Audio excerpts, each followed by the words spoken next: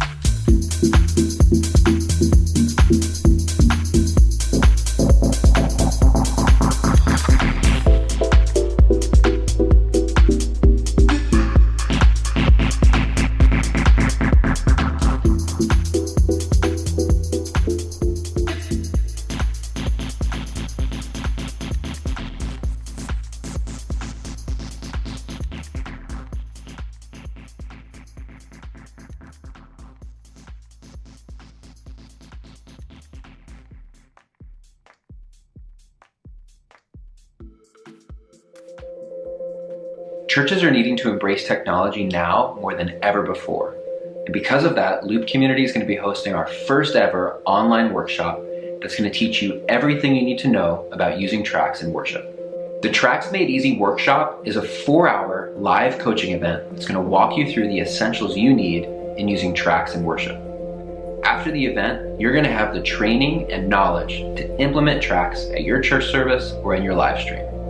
Get coaching and instant feedback to your questions in our online classroom setting, connect with other worship leaders from around the world, and learn from the comfort of your home office or living room. Everyone who attends is going to get a free multi-track of your choice, special discounts on Loop hardware, plus a Loop certified certificate showing that you completed the workshop. So I want to make sure you don't miss this. Make sure you sign up, join me and the rest of the Loop Community team for the first ever Tracks Made Easy live workshop. Hope to see you there.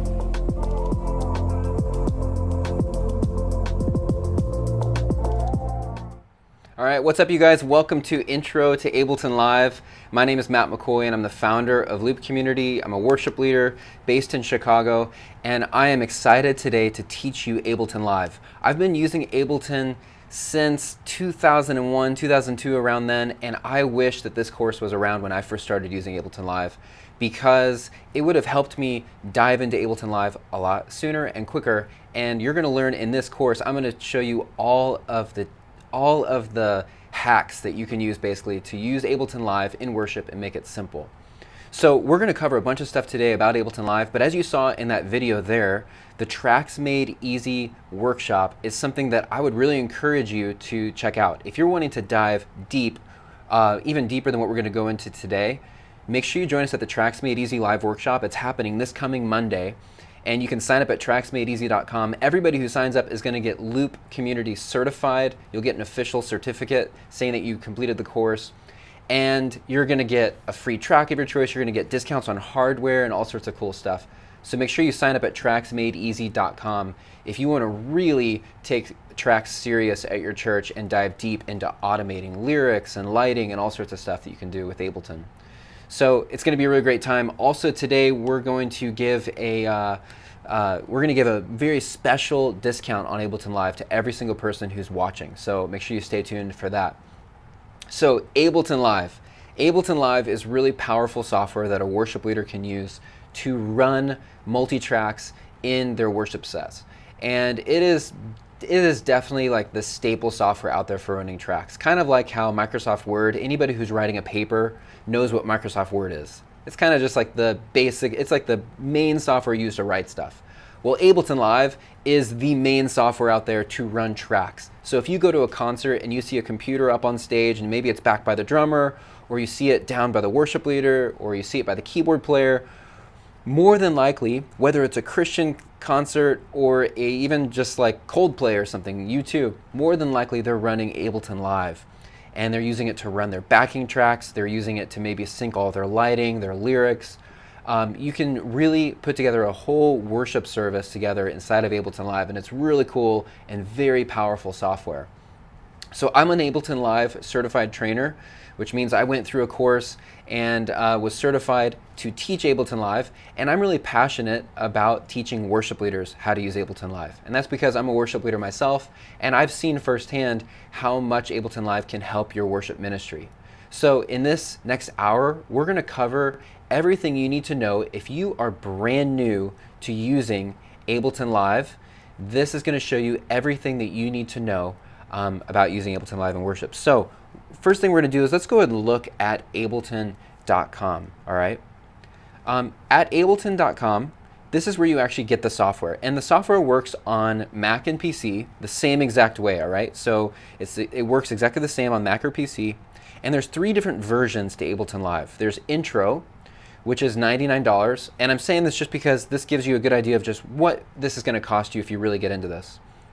Not bad, right? The intro version is $99. Everything I show you today, you can do with the intro version of Ableton Live. So I would recommend starting here, and later down the road, if you ever want to upgrade, you can always upgrade and just pay the cost difference. There's another version called Standard, which gives you a little bit more features. If you're a worship leader at church, you're going to probably either use Intro or Standard, okay? Now, Suite is if you're going to use Ableton Live as a full recording software. So if you're going to use it to actually make your own tracks, produce your own music, record your worship set maybe to use for your live stream, you may want to consider getting Suite. But honestly, that is going to be a rare minority number of worship leaders using Suite. So I would recommend just starting with Intro. You can always upgrade to Standard later. Now, we're going to give really good deals on this software. If you're interested, if you're going to buy Ableton Live, don't buy it here. Buy it. All you have to do is just email ableton@loopcommunity.com. And I think we'll put that email address in the chat window. Just email ableton@loopcommunity.com. Tell us what version of Live you want, and we'll give you a sweet discount on this software. So, and that's only for the people who are watching this video today. So make sure you write that down, ableton@loopcommunity.com if you're interested. So let's go ahead and dive into Ableton Live. And this is what it looks like when you first pull it up. I'll never forget when I first saw this and I thought, oh my gosh, this looks cool, but also kind of confusing. Also like Microsoft Excel where there's like grid, and I didn't know what I was looking at. But I do remember also what I was hearing when I looked at this. I remember I walked into a church auditorium and I saw a worship leader on stage with a computer by his feet, and he triggered something with a foot controller, and a cool beat came on. This is like back in 2001, 2002, a long time ago. And this beat came on, and then the band started playing on top of the beat, and it just sounded so cool. And I thought, I love technology, I love leading worship, and this is a way to actually merge the two together. And I'm like, I have to learn everything I can about this. And that's actually what got me started on my whole journey of using tracks in worship. And that's why Loop Community exists. We're here to help you guys. So let's look at Ableton Live. This Ableton Live has two different views to it. So the view we're looking at right now is called Session View. The other view is called Arrangement View. And to get to Arrangement View, you can click on the little icon in the top right corner of the screen that has horizontal bars on it. You could also hit the Tab key on your computer. And this takes you to Arrangement View. Arrangement View looks like your standard music software, right? Like GarageBand, Pro Tools, Logic. What I mean by that is you've got these audio tracks here, and then it moves down a timeline from left to right. So if this was the drum track, then it would just go from left to right down the timeline. Arrangement View is really powerful. You can do a lot of stuff in it. If you're going to be automating lyrics and lighting and all sorts of stuff, you might want to consider using this view. This view is also really great for recording your own music or for editing tracks, which if we have time, I'm going to show you how you can edit tracks in this view. But I think if you're just getting started with using Ableton Live to run tracks, you're going to want to use Session View. So let's hit the Tab key or click the little icon here. And a fun tip is that if you put these icons next to each other side by side, you get the Ableton logo. So Ableton is built around these two views that work together.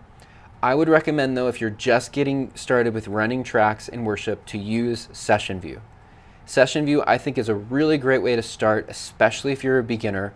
And you can always just start there and build on it. I always say with people who are starting to use tracks, just start simple. Don't get too complicated.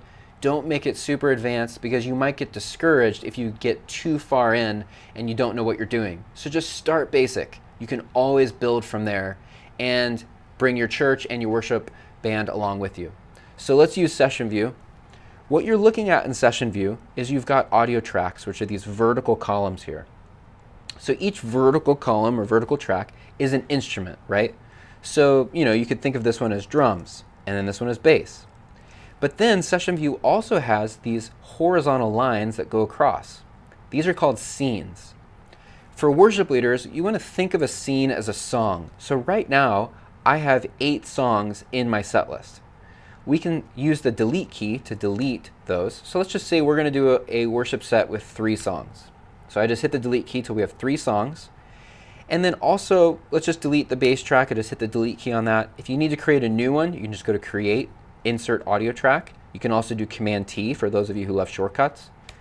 And let's just start with 2 audio tracks.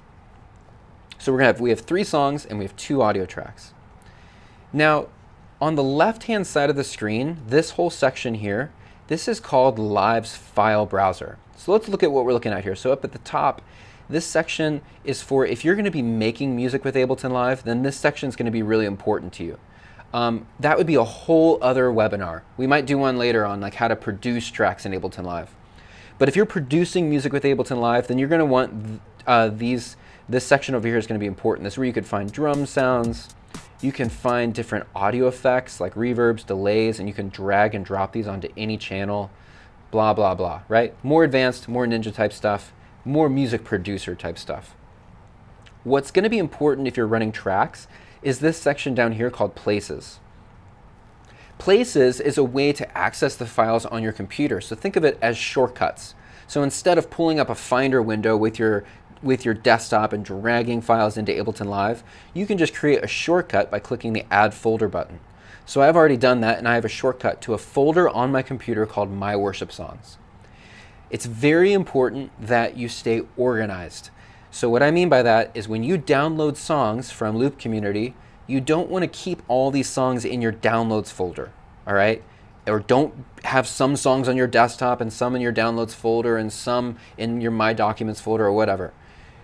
I like to have just one folder somewhere that's called like worship songs or whatever you want to call it, my tracks, and then keep all of your songs categorized alphabetically inside of there. You're going to want to make sure all the files are organized. Trust me on this as you start building your track library.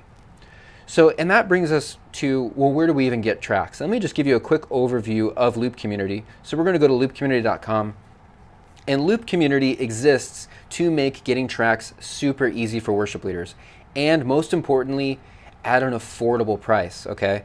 So let me just show you, Loop Community has what are called community tracks, and these are our most affordable tracks. These are tracks created by worship leaders from around the world. So let's just say there's a worship leader in Southern California and he in his office makes a track for Reckless Love. He can upload that track to Loop Community and sell it and share it with worship leaders. So these are the most affordable tracks that we have. And also, every time you buy a community track, it supports a local worship leader somewhere in the world, which is really awesome. We just heard of a story of a worship leader who makes enough money selling tracks, and he has just started a couple months ago, that he can pay for an entire landscaping team to come once a week and mow his like huge yard. He posted a picture of it and he was like, this is awesome because now I get to spend time with my family instead of mowing my yard. And that might sound like a little thing, but it's a huge thing if you get some time with your family. So anyways, that's kind of a cool thing about buying community tracks. Another type of track we sell are master tracks, and these are the original tracks from the record labels. So if you want the original tracks from Phil Wickham, you can get those. We also sell premium tracks, and this is in cases where we don't have original master tracks. We have a studio where we go with professional musicians and we record versions of the song that are exactly like the original. So these are also a really affordable and great option. So anyways, if you go to the feed, you can kind of see what songs are popular, top selling songs, you know, latest community tracks, latest premium tracks, all sorts of cool stuff. So make sure you create an account at Loop Community. So let's go ahead and start getting some songs. So we're going to do Lion and the Lamb. I'm going to search Lion and the Lamb. Whoop, typo there. And you get to choose what version of Lion and the Lamb you want. So I'm going to do the Bethel version. So you click on that. And let's just say I want a community track, and I want to have the Shannon Weeks track. There's a lot of different versions you can check out. You can press play on it to sample it if you want to hear it. You can also press play here to sample all the individual instruments if you want to hear, like, hey, what does that kick drum sound like? What does the bass sound like? When you're ready to then purchase these tracks using Ableton Live, you want to make sure you purchase the option in-app and file download. File download means what you're going to get is a zip file, and inside of that zip file, you're going to get every single instrument as a wave file. So I'm going to get cues.wave, I'm going to get click.wave, kick.wave, synth-bass.wave, and so on. So that's what you're going to want to purchase if you are using Ableton Live. Another option, which is a really cheap option, is Split Track. And this lets you use your browser to create a custom mix. You can turn instruments up and down like this. You can mute instruments that you don't want. And you can purchase a split track. You can choose your key too. And what it gives you is a zip file that gives you the click and an audio file with just the track that you mixed. So if you don't think you're going to do customization later, a split track might be a really great option for you. So anyways, I'm going to buy the file download for this. I'm going to add it to the cart. And let's go and just pick one other song. Let's do Open Up the Heavens. All right, and we're going to do the vertical worship version. And we're just going to use the master track on this one. I'm going to do the file download, add to cart. Once you go through the checkout process, you're going to get a zip file. You download those zip files, and that's where the file organization comes into play. You want to make sure that you put all of those zip files into one folder. So I have a folder here called Worship Songs, and this is what it looks like. Let's go ahead and pull in one of those songs. Let's look at Lion and the Lamb. You'll notice that the folder is called the song title with the tempo. That's important. We're going to need that tempo in a minute, so make sure you note that. And then the key of the song. That's always just helpful to know what key is this specific track in. We're going to also need to know that eventually too if we try to transpose it. And then I have every instrument as its own wave file. So let's go and start with the cues. The cues are that little voice in the ear that lets everybody know in the band where they're going. Sounds like that. 3, 4. Intro, 2, 3, 4. The band cues are my personal favorite part of using tracks because everybody then knows exactly where you are in the song. So what we're going to do is we're going to rename the first track in Ableton Live. I'm just going to right click and do rename. You could also do Command R if you're a shortcut person. And we're going to rename this to cues. This is the column where we're going to put all of our band cues. So let's go ahead and drop the cue file right there and let go. We're also going to rename the song in our set list. I'm just going to right click rename and choose and type in Lion and the Lamb. It's our first song. And now let's go and start bringing in all the rest of our instruments. So we could bring them in one by one, like the acoustic guitar. Notice when I drop it, it creates a new track for me. There's a bass track. We're going to skip the click for now because we're going to use Ableton's built-in click. So you can bring them all in one by one, or you could hold Shift and select all of them like this, and then Command if you want to deselect a few. Whatever you want to do. And then drag and drop these over. Now notice it's trying to drop them in vertically. We don't want that to happen. Instead, we want them to go in horizontally because remember, a song is a per row, not column. So just hold Command and it's going to drop them now horizontally. So I just dropped in all of those wave files for Lion and the Lamb. And notice that there's a play button on every single audio file here. You don't want to press that play button because what's going to happen is if you start pressing play on all of these, they're all going to start playing but out of time with each other. So instead of pressing that play button, you're going to want to play the play button that's on the song title itself. It's actually called a launch button. That's what Ableton Live calls it. So you're going to press the play or launch button, and it's going to launch all of those audio files in that row at the same time. Intro, 2, 3, 4. Now, there's also a mixer down here where I can mute different instruments. If you don't want them, you can just mute them. You can turn instruments up and down like this. You can solo them if you need to solo them. 2, 3, 4. But this is a really cool way because now you can hear all the different instruments on their own. And you can use whatever instruments then you need for that weekend. Okay, so now let's go ahead and bring in another song. Let's go ahead and say our next song is Open Up the Heavens. I'm going to right click, rename, type in Open Up the Heavens, and let's find that song. I have it right there. And let's go ahead and first bring in the cues. I always do the cues first because I know that I want the cues to be in their own, in the same channel. If you're really organized, you could make different channels for every instrument. You know, I could rename this to drums, bass, guitars, and then put all of those instruments in the right channels. But for most cases, it actually doesn't matter what channel they're in. And I'll show you later when we talk about audio routing. So let's go ahead and just drop all the tracks in. I just held Command to drop them in horizontally. And now we have our second song there. Let's go ahead and do a third song, and we will do Raise a Hallelujah. So I'm going to just type in Raise a Hallelujah, and I'm going to bring in the cues, drop, and then let's go ahead and let's make this one a little bit more realistic. All right, let's just say that, like, you know what, we have a drummer, so we don't need the drum track. I'm playing acoustic guitar, so we're not going to use that, but our bass player called in sick, so we're going to bring in the bass. And also, we don't have an electric guitar player, and we don't have a keyboard player. And we don't have a percussion player either, so I'm going to bring in all those. So you really want to use tracks that are going to enhance the sound of your band. Let's go ahead and press play on that. And here's Raise a Hallelujah, now without Intro, the drums. 2, 3, 4. If you need to skip ahead in a song to hear it, there's a little timer up here, or a bar counter. You can click it and drag, and it's skipping ahead. So I can drag it all the way, hey, let's go to bar like 127. 3, 4. That's actually a really good tip, by the way, when you're in rehearsal and you're like, you know what, instead of having to start from the beginning, let's start from the bridge. So I always use that little bar counter to skip ahead.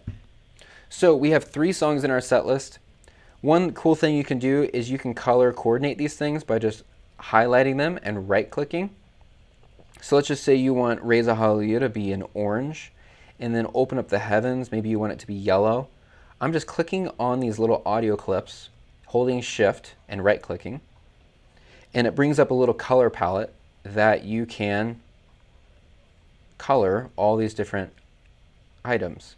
I like making the track titles white, but it could be whatever you want. So I think that this is actually a really nice way to, and that's actually not the same blue, that's going to drive me crazy. There we go. It's a really nice way to quickly just make it so when you're looking down at the computer in a worship set, I think the colors help you just see like, okay, there's a song, there's a song. Once you have a set list, you can actually reorder these songs by just clicking and dragging the song. So let's just say you want to do Raise a Hallelujah first, bring it to the top like that. Notice it brought all the audio clips up with it. So it's a really easy, that's a reason I also really love this view, session view, is that you can really quickly reorder your song set list. So let's go ahead and I'm going to make this a little smaller by just clicking and dragging that over. You can kind of customize the screen. Let's talk about a click. We don't have a click right now. So we're going to use Ableton's built-in metronome. And honestly, we could have used the click that was included with the song. That's totally fine. It sounds like this. The reason I like using Ableton's built-in metronome are two reasons. One, consistency. No matter where I got my tracks, no matter maybe the different type of file, tracks are just different. And so maybe the click volumes might be slightly different, or if you get it from somewhere else, the clicks can be totally different. I like using Ableton's built-in click because it's just a consistent sound throughout all your songs. The other reason I like using Ableton's built-in click is because if the click is in time with the tracks, I know then that the tracks are in sync with Ableton. And when we start talking about warping in a minute, which is changing the key and the tempo, you're going to want to make sure that Ableton is in sync with the tracks. Not that you're only in sync with the tracks, but that Ableton is also in sync with the tracks. And if the click is on sync with the tracks, then you know that Ableton is. Sounds a little confusing, but in a few minutes, what I just said there is going to make more sense. So I like using the Ableton click for that reason. So let's look at the Ableton click. In the top left corner of the screen, this is the Ableton Live Metronome Control Center, okay? You can tap in a tempo like this. You can set the tempo by typing it in right here. So right now we're at 126. Let's just say you want to go to be 90, okay? You can click and drag if you want, if you prefer that. Let's just choose 90. This is your time signature, so we're in 4/4. And then this button turns the metronome on and off. So let's turn it on. Also down here, this little headphone knob, this is the volume of the metronome. It's just something you have to remember. So let's go ahead and turn the metronome on. Let's turn it up. And let's press play on Raise a Hallelujah. Intro 2, 3, 4. So you can tell that the metronome is not in time with Raise a Hallelujah. It's not in sync. And that's what I mean is like you want to make sure that the metronome is obviously in sync with your tracks. Well, the reason is because the metronome is playing at 90 BPM. But Raise a Hallelujah is actually at, remember, in the file name, 82. That's why it's really important we put the BPM in the file name. So we need to tell Ableton Live, hey, when we play Raise a Hallelujah, change the metronome to be 82. And it's really easy to do that. You just right-click on Raise a Hallelujah and choose Edit Launch Tempo. And this lets you type in a tempo. I'm going to type in 82 and press Enter. Notice that when I press play on Raise a Hallelujah, the metronome is going to change to 82. Intro 2, 3, 4. And now it's in sync with the tracks. I could skip ahead to make sure. Perfect. Now you can also do that with time signature. So if you want to go to right click, edit, launch time signature, and maybe change it to 2/8. You know, sometimes with these slower songs, anything under 100, like this, a 4/4 click is sometimes hard for a drummer to stay in time with. So I like to add the 1/8 notes, like that, and it'll help your drummer stay in time with the click. So maybe make the time signature 2/8. Now you need to make these changes on all of your songs because if I don't change the metronome for Lion and the Lamb, it's going to play at 82 because I never told it to change. So let's go ahead and right click on Lion and the Lamb, go to Edit Launch Tempo. Lion and the Lamb is at 90. I'm also going to do the same thing for the time signature, Edit Launch Time Signature, and make it 4/4. Now, for those of you who like shortcuts, you can also do this when you're naming it. So you can just type in Open Up the Heavens, semicolon, Open Up the Heavens is at 99 BPM, semicolon, and then time signature. And that's it, you're good to go. Now let's go ahead and press play on Open Up the Heavens. The metronome changed. It's in sync with the track. 3, 4. Cool. Now let's just say you're like, you know what? This track sounds a lot louder than all the other ones. Instead of adjusting the volume here, you don't want to do what I just did there, because now, if I go back and play Raise a Hallelujah, the volumes are still down, which means now this one's quiet. 4. So instead, what I would recommend is leave all of these at their default volume. To get it to a default, just click on it and hit delete. It sets it back to its default volume. And what I would do instead, if something's really loud, is just double click on it, and down here there's a volume control. It's a gain switch, and you can adjust the volume of that individual track right here. So what I would do for Open Up the Heavens is I would go ahead and I would select everything like this, press play. Actually, I'd press play, then you select everything, 3, 4. and then I would adjust the gain right here until my master over on the right hand side is not in the red. I want it to be green. And I would probably do this with every single one of my songs to try to make sure that when everything's playing together, it's all at a consistent level. And I'm looking at the master fader over here. Same thing with muting. You don't want to mute a whole track because you'll mute everything in that column. So instead, just right click on the individual clip you want to mute and just choose deactivate clip. And it's just going to mute this individual audio clip. That is another really good tip for worship leaders. Okay, so now we have our set list. Let's talk about how do we change the key and the tempo of the song. So what we're going to do is we're going to use a feature that Ableton has called warping. I said that a few minutes ago, and you guys were probably like, what the heck is he talking about? Like Star Wars warping or something? Time warping? No.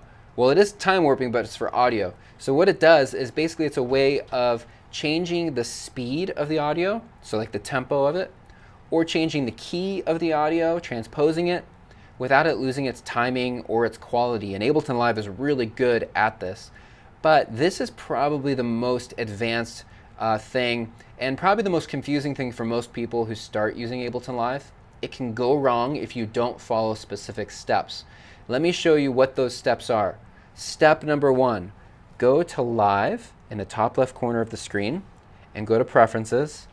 And under the tab that says Record Warp Launch, there's a line here that says Auto Warp Long Samples. Make sure that that is turned off. You do not want it on. By default, it's on, so make sure you turn it off.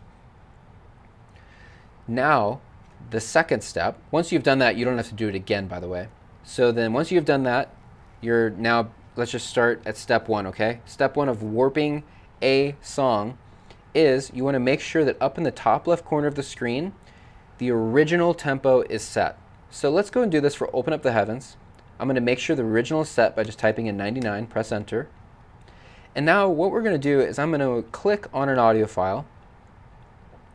Let's go ahead and let's do it with this one right here. And when you click on it, this is going to bring up the clip overview window, and there's a button here that says warp. When I press warp, Ableton Live is going to analyze the audio, and anywhere where there's a downbeat, it's going to add a marker. So check this out, ready? Warp. If I zoom in, you'll see that now there's a marker at every downbeat. And now that Ableton knows where all the downbeats are, it has a reference on how it can speed it up and slow it down. So you know it's warped correctly if this little box down here that says segment BPM, if it says the original tempo. If this did not say the original tempo, then I didn't do something correctly. Now, if you're going to warp something, you need to warp all of the tracks in a song at once at the same time. So I'm going to go ahead and just hold Shift, select everything and Open Up the Heavens, and click on warp. Now every single one of these audio files has been warped. They're all at 99, which is good. But now that it's warped, I can change the key and the tempo. So check it out. Let's just say we're like, you know what, we want to do Open Up the Heavens at 110. Let's just change this to 110, press play. It's playing at 110 now. 3, 4. I can also click and drag and make it whatever tempo I want it to be. Say you want to do it at 70. And all the tracks are still in time with each other, which is really awesome. Let's go back to the original. 3, 4. You can also change the key. So using this little transpose knob down here in the bottom left corner, the transpose knob goes in half steps. So if we're in the key of D, let's go ahead and just transpose all of these tracks up 1/2 step. Pre-chorus. Now we're in E flat. 3, 4. Or let's go down. So now we're in the key of C. If you want to do Open Up the Heavens in the key of C. 3, 4. So you can transpose all of your tracks using this transpose knob. But you have to be warped first, all right? Does that make sense? The other thing too is you don't really want to warp, you don't have to warp everything. You don't have to, I wouldn't change the key of everything. Let me say that again. If you're going to change the key of anything, you have to warp everything. All right? So, but what I mean is that on the cues, you do not want to transpose that because otherwise you're going to get something that sounds like this. Intro. And there's no need to transpose the cues. So they do need to be warped so they're still in time, but you don't need to actually transpose them. So I would only transpose instruments that need to be transposed. So like keys and guitars and pianos. You don't need to transpose drums or shakers. Leave those the same. It'll make everything just sound a lot better, all right? So let's go ahead and let's warp another song because I want to show you how quickly you can do it. So let's go ahead and warp Raise a Hallelujah. So we're going to go to Raise a Hallelujah. First step, make this tempo the original tempo. So 82. Then we're going to select everything for Raise a Hallelujah like that, holding shift, and click on warp. And that's it. That's all you have to do actually. And now that it's warped, you can change the tempo to whatever you want it to be. So I could make this now, 90. And I could also transpose it to whatever I need it to be. So that is changing the key and the Intro, tempo 2, 3, inside 4. of Ableton Live. It's really easy to do. All right, so the next thing we're going to talk about is how do you actually, how do you control these tracks? Like how do you actually, do this? So this comes down to preference, all right? You might see the computer backed by the drummer. You might see the computer backed by the keyboard player. You might see it at the foot of the worship leader. All different preferences. Let's talk about a couple scenarios. Let's just say you're a worship leader that you're like, you know what? I want my drummer to do this, or I want my keyboard player to do this. If that's you, then what you could do is set up keyboard commands so that your drummer or your keyboard player doesn't have to use the mouse to find the song in your set list. All you do is in the top right corner of the screen, there's a button that says key. And when you press that, anything you see on the screen that turns orange can be mapped or assigned to any button on your computer keyboard. So for example, I'm going to click on Raise a Hallelujah, and I'm just going to map it to 1. I just pressed 1 on my computer keyboard. Line in the Lamb will be 2, and Open Up the Heavens will be 3. Then you leave keyboard mapping like that, and it's mapped. So you could say, hey, let's play song number 2, and they can press 2 on the keyboard, and it starts song 2. Now, if you press spacebar, it'll stop the track completely. Intro. And then they could start song 1. And that's just a really fast way. Intro, That way, 2, in 3, between songs, 4. they're not going over to their computer and trying to find, what song, the mouse and stuff, all right? So I love keyboard commands. That's a great way to do it. Let's go to another scenario. Let's just say you're a worship leader, and this is actually my scenario. So when I lead worship and I'm running tracks, I actually prefer that I have the control over the tracks. Maybe I'm a control freak, I don't know. But I like to know, I know when I'm going to pray or maybe say something. I know maybe when I want to stop and pause for a little bit or when I want to play another chorus. And so I like to kind of control the tracks. so that we start a song when we're ready to move on. So in that case though, I'm a guitar player and I don't have my hands free. So the last thing I want to do is like be playing and then turn to my computer and press a key. So instead, we developed and designed a foot controller that is specifically designed for worship leaders. And this is called the Looptimus foot controller. It's really awesome. It is the size, it's perfect for if you're a worship leader who wants to put this on your pedal board or at your feet. It's really sturdy. It has foot switches. And this is designed specifically for controlling Ableton Live, but it can control anything that accepts MIDI. So I just plugged it in to my computer, and I'm just going to show you how easy it is to set this up. First thing you do is you go to Live Preferences, and you find the MIDI tab. And under Looptimus, this is the controller's called Looptimus, you make sure that Remote is turned on, because we're using Looptimus as a remote control. Okay, so now that it is turned on as a remote, what we're going to do is I'm going to just show you how this screen is laid out. So you have next and previous buttons. Think of these as pages. So as you press the next button, it goes through different pages. Think of a page as a song. So if you're on the first song, you have 6 buttons per song. I've got A, B, C, D, E, and F. So this means that I could get really creative here. I could have the intro of the song, the verse, the pre-chorus, the chorus, the outro, the ending, whatever. And then you have a global stop button. This button is a button that you can press at any time and it'll just stop your tracks. So that's one way you could do it. Then you can go to song 2 and have intro, verse, pre-chorus, and so on. You can have up to 20 songs on this. But another way you could do it is just use one page. Let's just keep it simple, right? One page, and I've got song 1, song 2, song 3, 4, 5, 6. If I need more, I've got go to the next page, 7, 8, 9, and so on. Let me show you how this works in Ableton Live. All you do is just like key mapping, you just go to the next to key, there's a button that says MIDI. And I'm going to press MIDI, and anything that turned purple can be assigned to a button on the Looptimus controller. So this is really easy, right? I'm going to click on Raise a Hallelujah, map it to this button. It's mapped. Let's go to Lion and the Lamb. It'll be this button. Open Up the Heavens will be this button. And then the global stop button in Ableton Live will be here. Now that's super basic, right? You leave MIDI mapping mode, and now I can just press a button to start song 2, and it starts song 2. I press this with my foot, right, as I'm leading worship. I can press stop to kill the track, you know, start song 3, like that. Intro. Really cool. 3, You can 4. also expand it with you can also use Intro, a 2, volume 3, controller 4. to control the volume of your track. So I'm just going to plug in this volume control that I have. I'm going to plug it into the back of the Looptimus. Verse 2. And now check it out. 3, I'm going to click on 4. MIDI in Ableton Live. And I'm going to click on the master volume right here. And I'm going to map it to my volume pedal. Click MIDI. And now with my volume pedal, I can just turn up and down the volume of the track whenever I want to. So this would be really cool if you have a pad playing and maybe you want to just control the volume of your tracks, bring them in, bring them out.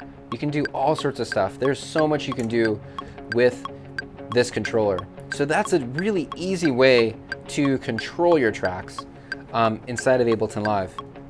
If you're interested in this controller, you can get it at looptimus.com, or if you go to loopcommunity.com and just click under products and just choose Looptimus, you can check out all sorts of information about this controller. I'm going to actually show you one of my favorite features about this controller in a few minutes, so hang tight on that. But if you're interested, check it out at loopcommunity.com, products, Looptimus. So let's go back to Ableton Live. And the next thing I want to talk about is how do we get the audio out of our computer into the sound system. Now again, we're wanting to keep this very basic, very simple, okay? We don't want to make things complicated at all. So what I would recommend you do is you get a headphone cable, and I'm going to show you in our shop actually what this looks like. If you go to products and go to shop, and then go to accessories, this is what you want. It is a headphone cable that splits to 2 1/4-inch cables. So what we're going to do is we're going to use the headphone jack of our computer. And your headphone jack has one jack, but it's actually 2 outputs because it has the left side and it has the right side, a stereo signal. So we're going to use the headphone cable. We're going to come out of our computer using the headphone part, and it's going to split to 2 1/4-inch cables. And one of those cables is going to have our click and our cues down it, and the other one is going to have all of our tracks. And we're going to plug those into our church sound system. And you're going to use a direct box. So like a direct box that you would plug your acoustic guitar into, or a keyboard. I'm sure you have an extra one laying around at your church in the closet somewhere. You're going to need 2 direct boxes for this. One for your clicks and your cues, and then one for your tracks. So again, we're just going to keep this really simple for right now. So let's go and look at Ableton Live, and let's just say you've plugged in that headphone cable. To route the audio, we're going to use our headphone jack. All we're going to do is in the bottom right corner of the screen, there's a button that says I/O. And I/O means in and out. So let's go ahead and turn on the in and out settings. And this looks kind of confusing. Don't worry about these top white boxes. Those are for if you're recording music with Ableton Live. If you're just running tracks in Ableton Live, you only need to worry about this bottom white box here, where it says audio to. So it's basically saying, like, where's the audio from this track going? Audio to where? So right now it's saying that the audio on the cue track is going to the master. The master is this track over here. And the master says it's going out 1 and 2. So this is just something you have to remember with Ableton Live, that 1 is left and 2 is right.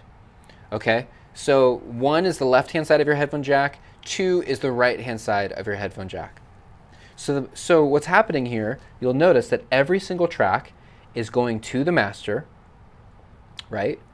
And the master is going out 1 and 2, which is why when I play this, you hear everything out of both sides. Intro. We want to change that, right? So let's start with the cues. We want the cues to go out of the left-hand side of our headphone jack. So let's click on Audio 2 and choose External Out. And now it's going to let us choose manually which output it goes out. I want it to go out 1. That's the left-hand side. So the cues are going out 1. Now let's adjust the click. The click up here is actually what Ableton Live calls cue out. That's another little thing you have to just remember with Ableton Live. Cue out is the click. So let's click on this and let's choose 1. So right now I've got my click and my cues going out 1. Now let's adjust all of our tracks. I could do this one by one by clicking External Out and choosing 2 like this. But that's going to just take some time doing all of those. So instead, what I like to do is keep those going to the master and just change the master to be 2. So all my instrument tracks are going to the master, and the master is going at output 2. If I press play on this, depending on how you're watching this webinar, you might be able to hear the actual panning happen. So let's go ahead and press play. On the left-hand side, at least it sounds that way for me, I hear the click. And on the right-hand side, Intro, I hear the 2, tracks. 3, 4. So we've successfully split the audio into 2 different sides. The click and the cues you want to send to the band so that the band can hear that click. And the audience, your congregation, is going to hear the right-hand side, which are the tracks. And you also want to start thinking of your tracks as another instrument in your band. All right, so you want your sound person to turn up the tracks, like crank that right side, because your computer now is another player in your band, and these elements are going to add so many cool things underneath what your band's doing. So that's how you would pan the audio in those scenarios. So if you have in your monitors, you've conquered the hardest hill of all of this. You send that click and the cues to your in-ear monitors. You send the tracks to the in-ear monitors, and maybe your band has a little mixer that they can adjust the volume so they could turn up the click, they could turn up the tracks. That's a great way to do it.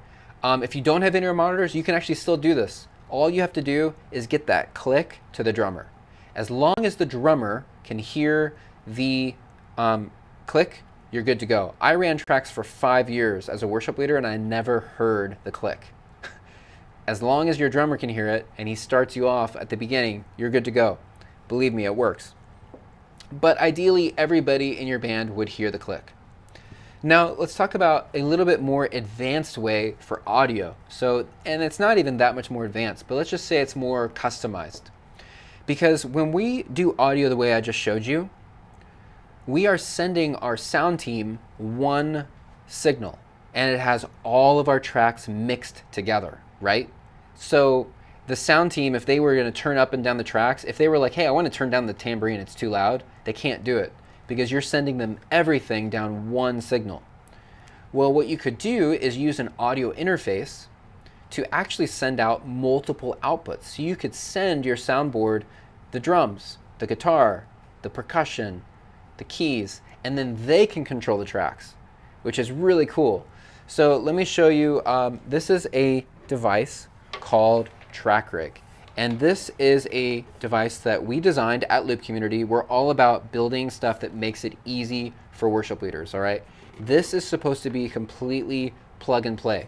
There's a lot of interfaces out there that you have to install drivers and set up all the outputs, and then you have to like come out of the outputs and then go into direct boxes. This, we basically built a device that's specifically for worship leaders who are wanting to do what we're about to show you. It's really lightweight. You plug it into your computer via USB. Let me go ahead and just plug it in. I'm going to unplug Looptimus there for a second. And what you have is you have 8 different channels, and these are all XLR. Let me go and show it to you under this camera here.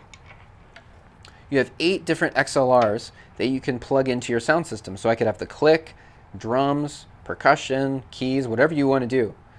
Then on the back, you have 4 USB ports where I could plug in a Looptimus controller if I wanted to, or a hard drive, or charge my phone, whatever. Let's go ahead and turn on TrackRig. When I turn it on, you're going to see the lights turn on. All right. And let me go and show you inside of Ableton Live how we would set this up. And then I'll show you how TrackRig works. So all you do is you go to Live and go to Preferences. And under Audio, you choose Built-in Output. And instead, you're going to choose Loop Community TrackRig. Now, I can choose under Output Config which outputs are enabled. So I'm going to enable all 1 through 8. Click OK. And now, same thing that we did with the headphone jack, all we have to do is just go to External Out and choose which output we want. So if I want my click to go out 1, then I choose it there. Let's just say I want this track to go out output 2, this one to go out output 3, this one to go out output 4, and 5, blah, blah, blah. I don't have to do all of them, but you get the idea. Hey, you know what? We're already like at 8, so I'm going to finish it off. And let's go and press play. Let me show you what TrackRig looks like. You're going to see the lights on TrackRig start lighting up as it plays. You can see there's the click going there, and now all my instruments are starting to light up. And I could plug in XLR cables to here, and you'd be able to hear the tracks. And this is a really cool device for anybody who's running tracks. It can be rack mountable, so it comes with, you can get rack ears that go along with it, and you can rack it front facing or backwards, however you want to do. So this is a really great device. If you're interested, what I would suggest you do is go to loopcommunity.com and just go to Products and choose TrackRig. You can also go to trackrig.com, and you can check out the TrackRig here on this page and order it. I would highly suggest you check it out. It's a really, really cool piece of hardware, especially if you're going to dive into using tracks. So the next thing I want to show you, and we've got about 10 minutes left, what I want to show you now is I want to show you a tip that I'm going to show you how to actually edit the arrangement of tracks inside of Arrangement View. Because this is an intro to using tracks class, and I do think it's important that if you're going to be using Ableton Live, that you know how to customize the audio of the tracks that you buy. So if you want to maybe move a chorus around, how do you do that? Well, you can do that inside of Arrangement View. So what we're going to do is I'm actually going to go to File, go to New, and let's just start from scratch. I'm not going to save that one. And we're going to go to Arrangement View. I'm going to hit the Tab key, and let's go ahead and bring in a song. So we're going to do, let's do Open Up the Heavens. And I'm going to bring in my cues, drop it in, and then let's go ahead and just bring in everything else. We're going to keep this really simple. Hold Command to drop them in vertically, And now they're all right there on top of each other. Let's go ahead and turn the click on, and let's also make sure we set the tempo to the original, so we're at 99. That's going to lock it into the grid. And if I can press play, and it sounds like it's in time with the click. That's good. And now what we're going to do is we're going to use this little button called Set. I'm going to click it. It adds a flag or a marker that I can name. So I'm going to right-click and rename this and call it Intro. And now let's go ahead and press play. Let's find the verse. Here's the verse right here. So I'm going to press Set. And let's rename this. We're going to call it Verse. Let's see what this one is. Pre-chorus. 2, 3. Pre-chorus. I'm going to click there and hit Set. And I like doing this because it helps to see. Let's see what this one is. Chorus. 2. This is the chorus. It's helpful to see from a bird's eye view where in the song you are. Intro. 2. Okay, here's the intro. Hit Set, right-click, rename, call this Intro. Now what you can do to customize your tracks, you can use this little loop bracket. And let's just say I'm like, you know what, I want to do this intro twice. Well, you can use the bracket to basically hug the intro and then right-click and choose Duplicate Time. And it's now going to duplicate that verse back to back. So now I have two intros back to back. Or same thing, if you're like, you know what, I don't want to do the verse. I don't know why you wouldn't want to do the verse here, but let's just say you didn't want to. You click it and choose Delete Time. And it just completely removed the verse, and it moved all of those markers with it. Now, if you wanted to use Looptimus to actually control your tracks to be spontaneous, you could also use this view to do that by mapping the controller. Let's just say Open Up the Heavens is song 3. I could go to MIDI, and I can map those markers inside of Open Up the Heavens to these buttons. So this could be the intro. This could be the bridge. This could be the chorus, and so on, and the stop button. And now I can use the Looptimus to jump around to those different sections of the song, which is really cool. So you can play these tracks spontaneously by using the Looptimus controller. There's so much you can do with this. So once you've edited your tracks, I would go to File, Export, and you could export if you choose all individual tracks. I can choose Export. I'm not going to do it now because it's going to take a while. But it would give me brand new WAV files that I could call like Matt's custom version of Open Up the Heavens. So that's a really, that's how you would use Arrangement View to edit a track. You can also do all sorts of fades. If you start playing around with Arrangement View, there's so much you can do with it. The last thing I'm going to show you is a feature of the Looptimus controller that I think is really fun, and this is kind of just a little extra piece, but I'm going to show you something. This is called pad mode.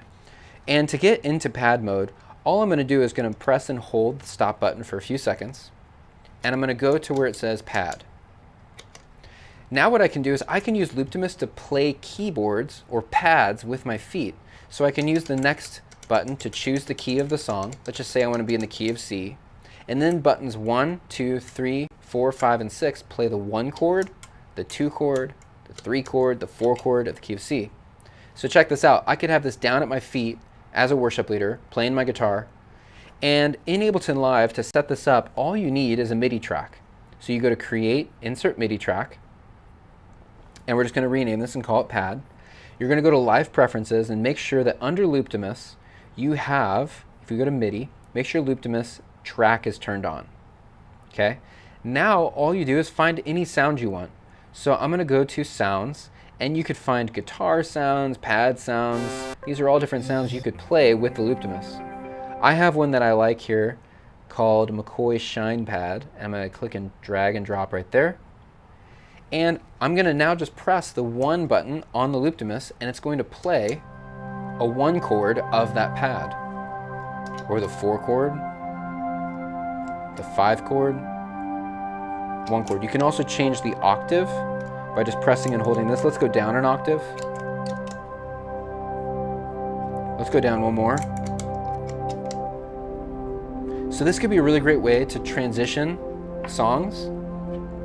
So let's just say you're going to a song now that's in the key of G. And you're like, okay, well, let's go to the key of G.